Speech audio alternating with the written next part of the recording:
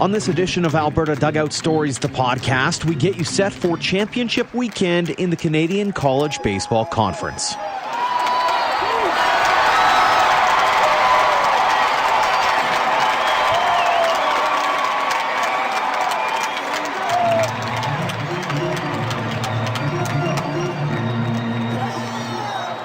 Welcome to episode 29 of Alberta Dugout Stories, the podcast. I'm Joe McFarland. Hard to believe that the CCBC is into its final week. It feels like only yesterday that we were previewing the season to start. And actually looking back, it was episode 22 of the podcast, if you're interested in listening to that. So it wasn't really that long ago. The 7 teams have been battling it out, not only with themselves, but with Mother Nature in an effort to set themselves up for championship weekend. Okanagan does come in as the defending champions, but before that, PBA actually won the title 6 years in a row. Could the champion again come out of Alberta? It is a logjam for Alberta's teams, with Prairie Baseball Academy coming in at 9-15 on the season, while the University of Calgary and the new Edmonton Collegiate squad picked up 8 wins apiece. But it's anyone's game come the playoffs. We'll start this week's episode with Edmonton Collegiate utility man Ty Wagar.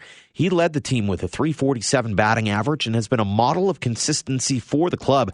The Lacombe native is also one of the veterans on the new team, as he was with the squad when it folded originally, then came back to them over the last couple of probationary seasons. And the education student who is into his final year is hoping to end it all with a championship. Ty, thanks so much for joining us on the podcast.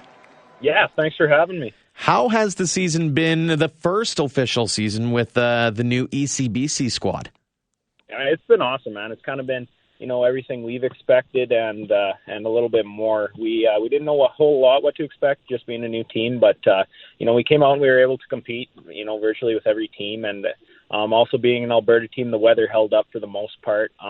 The only games we seemed to lose were road games, so we got all of our home games in, and that's a real positive too. You don't want to call it a feeling out process, but at the same time, it's one of those things. As the new team, you've got a bunch of new bodies in play, and there's a bunch of different personalities that come along with it. And so what was that process like, trying to wade through the waters and learn each other's preferences and all those kinds of things throughout the course of the season? Yeah, to be honest, it wasn't too bad. We obviously had that probationary team last year, so we had quite a few guys coming back from that, but we have a real tight-knit team. There's no discrimination between first years, fourth years, or anything like that. We get along real well together, and I think that really helped us on the field too. We're not really just a bunch of ball players. We're also a family, and that going through everything together, that really helped us. What was the key, especially when it comes to having a coach like Ethan in play and having his experience and his abilities at the fore? Man, it was huge. Ethan has been great. He's played obviously professional ball, and you're not going to find too many guys who knew more about the game than him. And he's a huge pitching guy. He's been critical to our pitchers.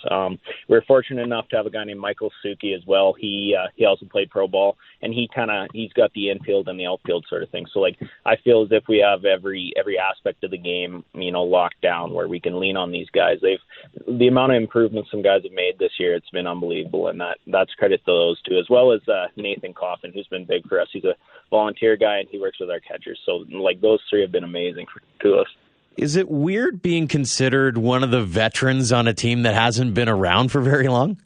It is, yeah. I don't know, that first year was a bit rough, but I think, going through that folding process, there's 3 or 4 of us still here, and that really, we've kind of been through a lot that we didn't think we'd have to go through, and that's really just helped us with our experience and, what we can pass on to the younger guys.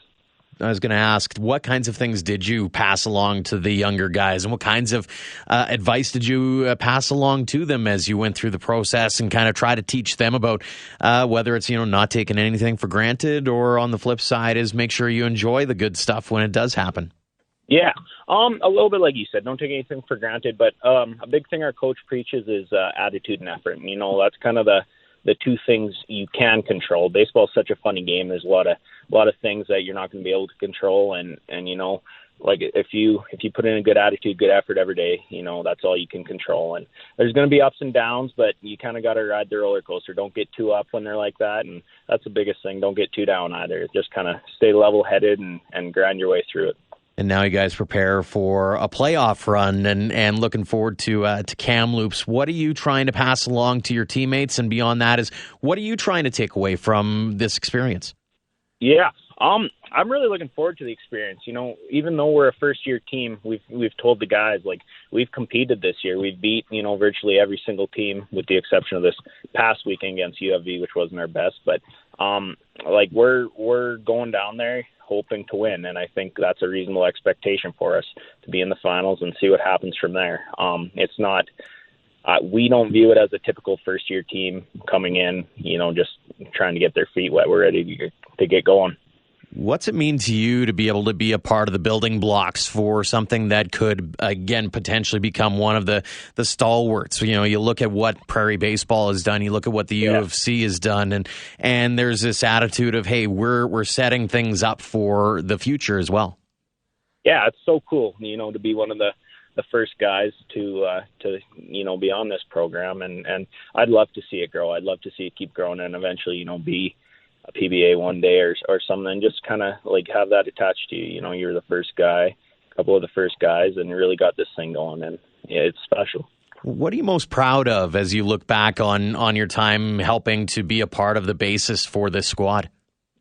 Honestly, just all of the, I don't want to say negatives, but I want to say all of the hurdles we had to overcome. That first year, things didn't go as planned. We ended up folding. Then we grinded our way through, which was essentially 2 more probationary years, which I'm sure anyone you can ask isn't an ideal situation, just playing exhibition games. But and then finally getting into this league and not just being a team that's in it for fun, like being a team that can compete every year. And honestly, like, I've made so many lifelong friends and guys who have turned into family. It's just been a real special ride. Does it make it that much sweeter in terms of just being able to say we eclipsed the expectations, that we persevered through all of this to be able to bring it all to fruition and make it through that first year and get into a situation where you can play for a championship? Yeah, absolutely. It makes it, all the more special. But with that being said, this weekend's huge for us. I think right now we have our mindset on winning a championship and competing for that. And, anything kind of less than that will be a little bit disappointing. But I think as we look back, further on, it's really amazing what we've done this year and how well we've competed. One of the things that you got applauded for is your batting average on a personal level. What would you say was key to your success? Yeah, it was cool. Honestly, just our coaches being there every day, giving you a mindset to work with, being there hours before practices to work with. Our players, man, we have such a good group. We battle with each other, make each other better every single day. It's crazy to see how many guys improve. We had a guy named Anthony Owen who hit 333, a guy named Zach Usda who hit 310. All these guys have just improved so much over the year. It's been special. On a personal level as well, I know you're an education guy. You're also an assistant coach from what I understand as well. And what got you into the coaching side of the game as well? I've always been interested in coaching. This isn't really out there. I've dealt with a couple injuries throughout this year that has shortened my playing season. So Ethan Elias, our head coach, actually got the head coach of Sherwood Midget AAA, and I've been pretty close with him. And when he asked me to come out and help, I couldn't say no. Being a kid who's from Lacombe, Alberta, it didn't mean much about the travel. I stayed up here this summer, and I'm really looking forward to the opportunity. What kinds of things do you hope to pass along to those younger kids that you've kind of brought in over the course of your career thus far? Just honestly, attitude and effort again, which you've heard. That's from Ethan. But there's a lot of ups and downs in baseball, but the biggest thing that I've tried to form my game around is a mindset. And I think, whether it's your approach at the batting plate or how to stay up or positive or whatever, I can really pass that kind of message along with them. The mental aspect of the game. Taylor Burns really instilled that in me. He's another huge influence in my life, and I think that'll be huge, as well as, the knowledge that I can pass along with in fielding and pitching. It's so funny that way when you look at baseball as a whole as a game of failure, especially when you're at the plate, and yet you almost have to go in with you have to reinforce that positive mindset a little bit more than you would most other sports, I would assume. Yeah, exactly. It's not very often you can succeed 3 out of 10 times and be considered one of the top performers in your game. And that right there shows how frustrating at times a game can be, but you can still be successful.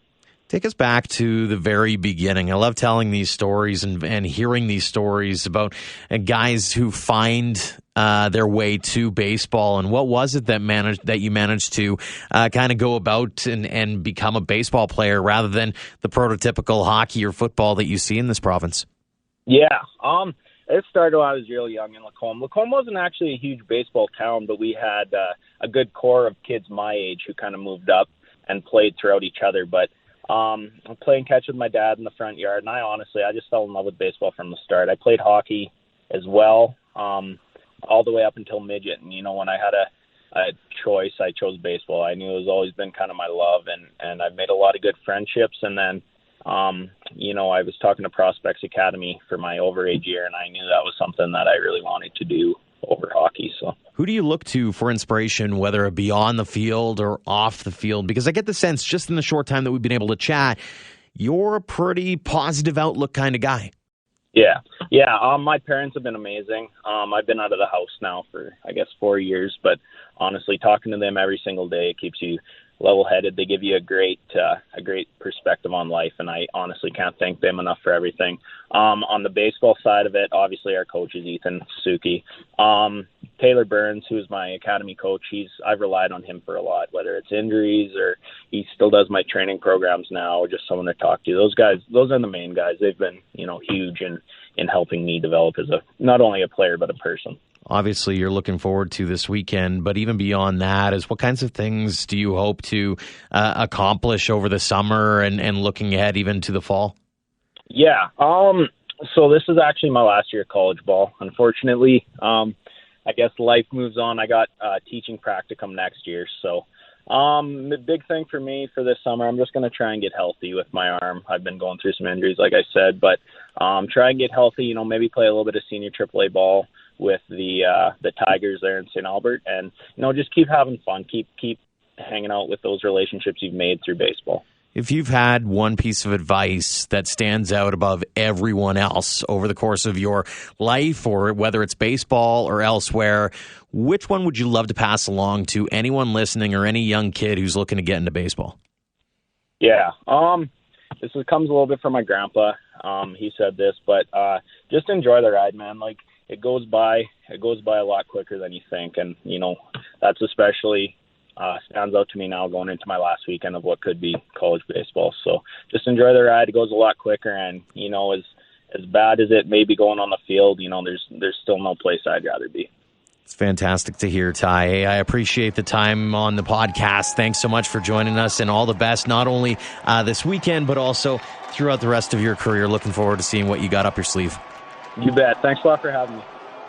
One of our favorite interviews over the last year has been with University of Calgary baseball product Myles Creran. Last fall, he opened up to us about his battle with multiple sclerosis, which ended up being one of the 5 most read stories on our website. Heading into the CCBC Championship weekend, we thought we'd catch up with a fourth-year science student to talk about his journey in podcast form, but also to update us on the treatments he's gone through and what lies ahead for the young man who never fails to see the positive in the world despite his disease. Myles, thanks for joining us on the podcast. No problem. Happy to be here. Take us back to when you were 12 years old and when you noticed that something wasn't right. Well, I think I remember this week pretty well. It was. I think it's a funny story. A lot of people don't necessarily think it's as funny as I do. But I remember I was just reading a book for school or something like that, and I started to notice a couple words on the page were a little blurry, And so naturally, you kind of, test your left eye and your right eye, and it was obviously just my right eye, and it was, I don't know, late at night, and I kind of went, whatever, like, I'll be fine in the morning. And I wake up in the morning, not so fine, kind of the same thing going on. And, of course, at that age, just tell your parents, and away you go to school and whatnot. But, so it would have been around, or pretty close to this time of year. My parents took me to just a walk-in clinic, and so I was in the middle of baseball season at the time, and the doctor there said there was a scratch on my cornea, most likely from getting some shale from the diamond in my eye. So no big deal. It's supposed to be good in a week. Come back in a week if it gets worse. So by the end of the week, I was completely blind in my right eye. And I was a little frustrated because this weekend was our May-long weekend tournament. And so I went back to the clinic, and the doctor goes, oh, my God, the scratch got so much bigger and so much worse. You have to go to the hospital. And I go, great, now I got to miss all my games. And we get to the hospital, and I feel so bad for because it was just a brand new doctor looking at me, and she stared at my eye for, it must have been at least a half an hour, and she was stressing. She couldn't find the scratch on my cornea, and she was worried about it. So she brings in a senior doctor, and the senior doctor goes, "There's not a scratch on his cornea. Like it's got to be his optic nerve or something." And away we went with testing after that and MRIs, and that's how they found it. And being so young, it's like I've said before, it's just. You think it's a cold. You're like, when am I going to get better? This is no big deal. I'll be fine tomorrow, kind of thing. So being young like that, it wasn't a big deal to me. Yeah. And it wasn't one of those things either where it really got you down. I mean, you've shared stories in the past. When we did the story back in the fall, was just a story about how you found ways of going about your day-to-day life. I mean, even school being 2 stories high, you were trying to fight this thing no matter what the cost. Yeah, I'm pretty stubborn. I don't like extra help. I'm big on, and I've been like that my entire life. School, baseball, I like to teach myself. I like to make it happen the way I want to do it.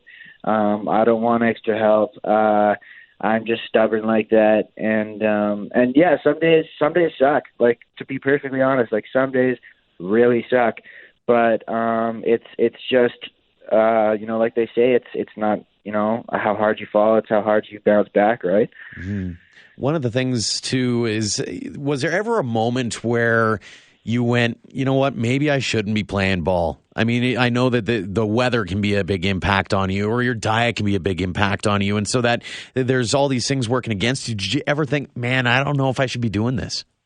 Yeah, and honestly, like, I'm going to say, like, every once in a while, sometimes, like, that just, floats across, my thoughts, and it's not necessarily like I feel like, I know people who have MS, that decided to kind of go a different route with their life, and what, if that's the way you want to live, go for it. But in my eyes, like, I'm here to win. I'm competitive. I'm not going to give up very easily. Yeah, sometimes you think, like, should I really be doing this? How much longer do I got? Is it really worth it? But you know what? Like, I just know if I gave up today, I would regret it tomorrow. So I'm sticking with it. What inspires you to keep on fighting and to keep that drive going? Because it, as we've talked in the past, it can be a little draining. Well, honestly, like, I'm not a big guy to really look up to other people or want to be another person, but I've just, especially once I got to university, like, I just got so much more support and so many people, that want to see me succeed, especially the more open I become about my story. And that was kind of where I went, like, geez, like, people are rooting for me, like, let's do this. So it wasn't necessarily like I have like a hero to look up for. It's all the little people in my life that are, patting me on the back along the way. What's it been like going through the baseball programs that you've gone through and even up to the University of Calgary and being able to be a part of a team and have that backing like you do have on the field? Well, I mean, it's been a journey. I mean, I've played on a lot of teams, and it's, baseball in Calgary has always been a good experience to me. Like I don't think I would change a thing. I started playing baseball. I had this kind of nerdy friend of mine when I was younger that I played hockey with, and his dad was going to coach a baseball team, and I wanted nothing to do with baseball, like whatsoever. And but he was my friend, and his dad was going to coach the team, and so I must have been 9. And I went, okay, I'm gonna go play with my friends, and it just became like such a cool experience, and I ended up being all right at it, and people wanted me to play on like these travel teams, and just meeting these people like kids I've played with when I was 10 years old, I still run into or play against or play with, and it's so cool to get up this ladder of baseball and still see that kids I was playing with when I was younger are have the same goals as me and playing competitive baseball. So it's I hear a lot about people say baseball doesn't work in Calgary, but I don't know, man. Like I think we got some awesome baseball in Calgary. Well, and you guys also get to be a part of a bigger community that way. And as we've talked in the past about it, is there's that opportunity where you get to meet a lot of people. And for you, you've been able to share your story as well. What does it mean to be able to be a bit of an advocate and get people to understand what you're going through and how you can power through? Well, I mean, this past year has been big for me on that, especially after the story you guys did for me. The MS Society of Canada, the national group, and the Calgary group reached out to me, and they've been doing stories on me, and I'm planning on talking at the MS Walk in Calgary this year, and it's like and all these amazing things, and it was really crazy. I still, looking back, I'm like, really, like people want to read my story kind of thing. Like, I think that's unbelievable to me. And I think, I love being able to share my story. I'm very open about my MS. I know lots of people that, wouldn't want to talk about it as much, and that's totally fine. But, I think it's important to, show somebody out there that no matter what, like, if you put your mind to it, you can achieve something, One of the things that I'd like to update everybody, since we wrote that story over the fall, you went through some pretty rigorous testing and some rigorous treatment as well. And walk us through what that was like. Well, so yeah, in August, so the drug I was on is actually used for cancer chemotherapy. And I 5 days straight, 7-hour infusions, and I'm not going to try and say like it was okay. It was the worst experience of my life. Those 5 days were the worst experience of my life. I've never felt like I was preparing just to die before. Like you're drained. It takes all the energy out of you. All you are is you just want to throw up, and you're in pain, and it's a horrible experience. And once it was over, because I was on, they had to give me steroids for it too. Like I had like, and you just retain all your water and everything. So I was, in 5 days I gained 20 pounds, and my heart rate was, my resting heart rate was 40 beats per minute, higher than it usually would be. And so, the last, since August, like I definitely like feel a lot better now, but I mean, those first few months were horrible, not being able to, like, I would run and it would feel like my heart is coming out of my chest, and I'd get dizzy and nauseous, and it was horrible. And not to mention, so what the medication does to you is, so all they're doing is killing my immune system. and just wiping it out completely. So trying to not get a cold when you're going to a school with 30,000 people might be the most impossible thing ever. And I managed to do it for 1 month. I went September healthy. October, I caught a cold. And so that cold lasted almost 2 months. I was in and out of coming back to practice, coming back to school, because it would go up and down. And I tried to go on our trip to Kamloops in the fall, and I woke up Friday morning for the bus, and I felt horrible, and I went, like, oh, if I sleep on the bus, like, I'll be okay. No problem. I'll wake up. It's 8-hour bus ride. By the end of it, I'll be fine. I'll be able to play tonight. Oh, my God, thank God I didn't play that night.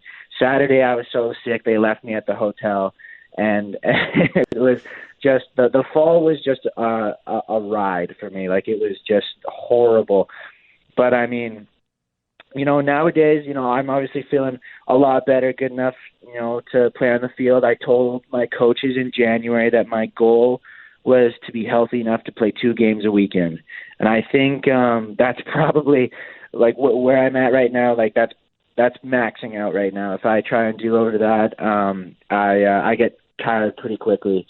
But I'm still doing it, right? So I can't complain. I've got great teammates, a good team. Unfortunately, you know, the season hasn't quite worked out the way we wanted to, but we got so much talent on our team, man. Like, I wouldn't change this year for anything. Like, I mean, I still got to play baseball, man, right? And one of the other things too is it's all in an effort when you go through those kinds of treatments. Is it's all in an effort to figure out how to get better and how to beyond that you can almost become part of the research part of it as well. I mean, there's a lot that goes into trying to figure out what the heck is going on with this MS to begin with.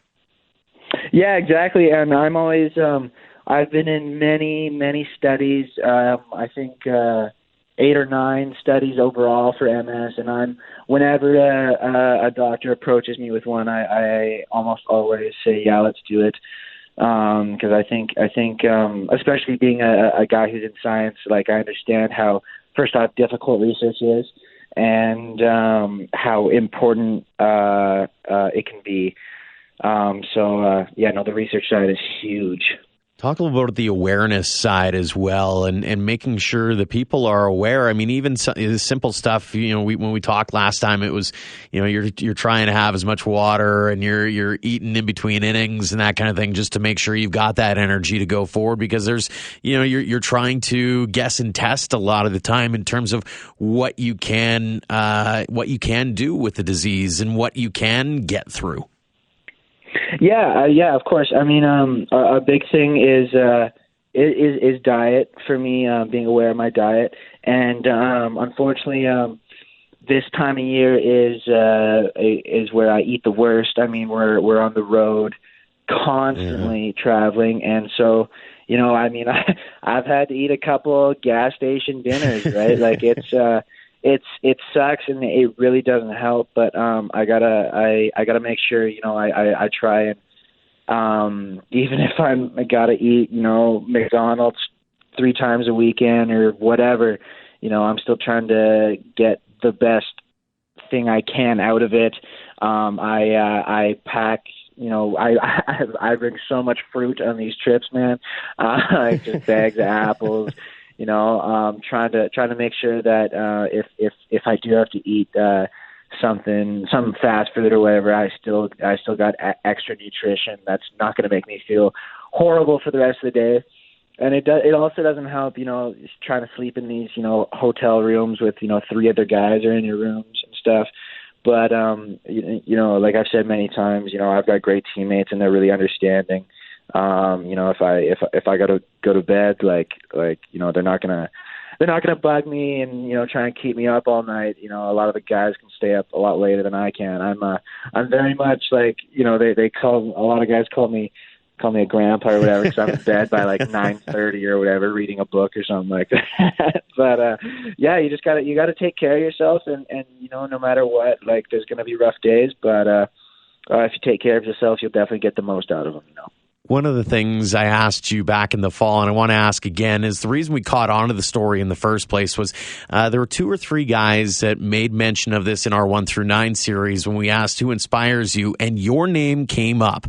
And so we finally started asking around, and we arrived at why. What does it mean to you to mean that much to your teammates? I don't even have words. Like it's crazy thinking that like my teammates that I look up to so much look at me the same way. You know, it's pretty crazy. Like I said, I'm next to no words. You know. Mm-hmm.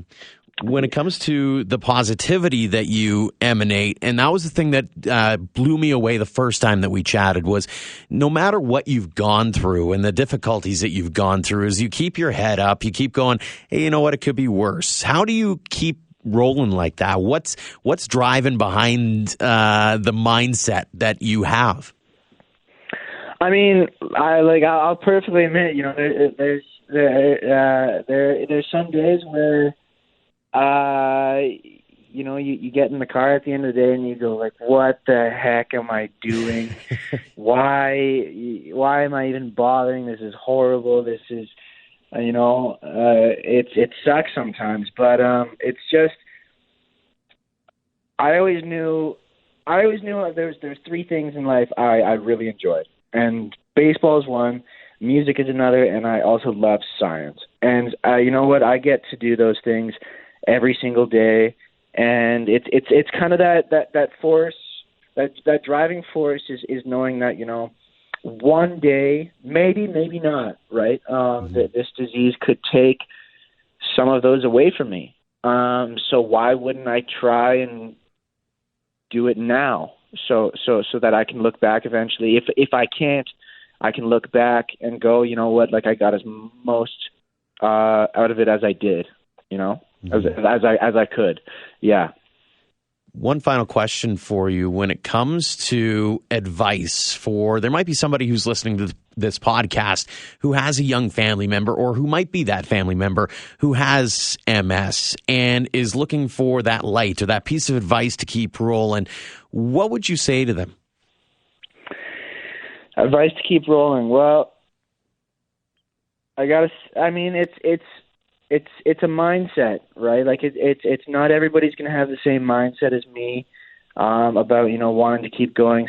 Some people might want to, you know, like relax, and stop pursuing some things. But like I would tell them there's no limitations to what you can do. This disease, if you want something, you know what? This disease is just a bump in the road.